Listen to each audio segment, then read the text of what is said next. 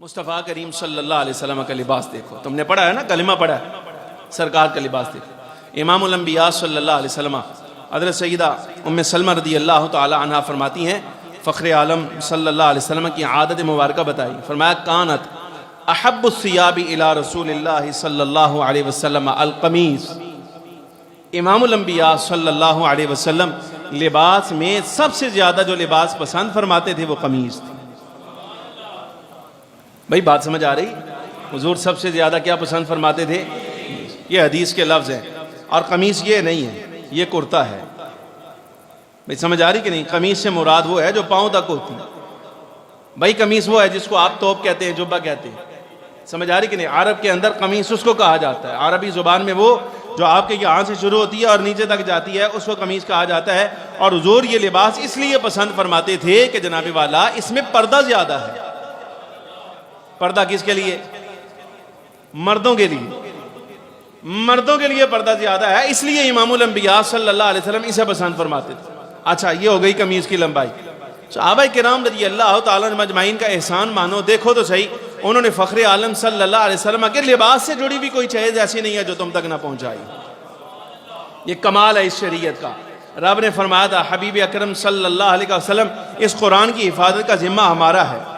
جب قرآن کی حفاظت کا ذمہ ہمارا ہے، مصطفیٰ کی جان کی حفاظت کا ذمہ بھی اللہ نے خود پر لیا ہے، تو جناب والا امام الانبیاء کی عادات کی حفاظت کا ذمہ بھی اللہ رب العالمین نے خود پر لیا ہے.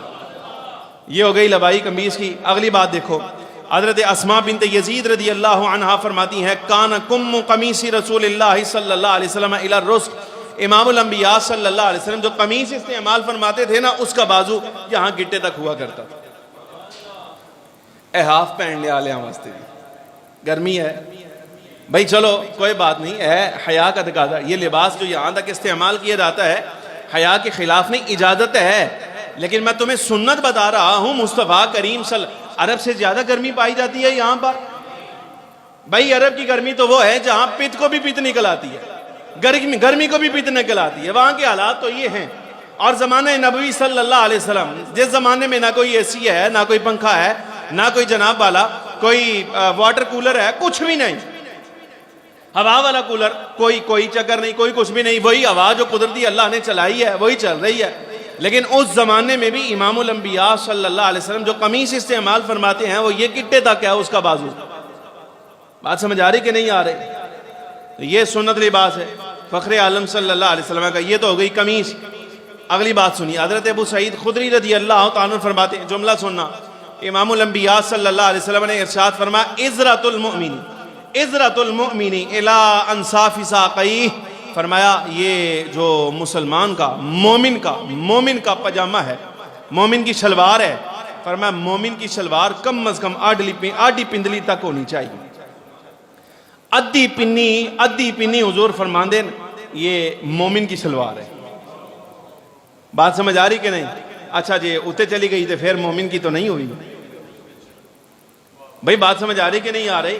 اگلا جملہ فرمایا اگر یہاں سے نیچے چلی جائے اور ٹخنے سے اوپر رہے کوئی حرج نہیں، بڑا اچھا ہے، جیسے ہمارے ہاں عام طور پر لباس استعمال کیا جاتا ہے. اچھا اگلا جملہ بھی بڑا قابل غور ہے. فرمایا جو ٹخنوں سے نیچے جائے، جتنا حصہ شلوار نے ٹخنوں کا ڈھانپ لیا ہے اس کو جہنم کی آگ پہنچے گی.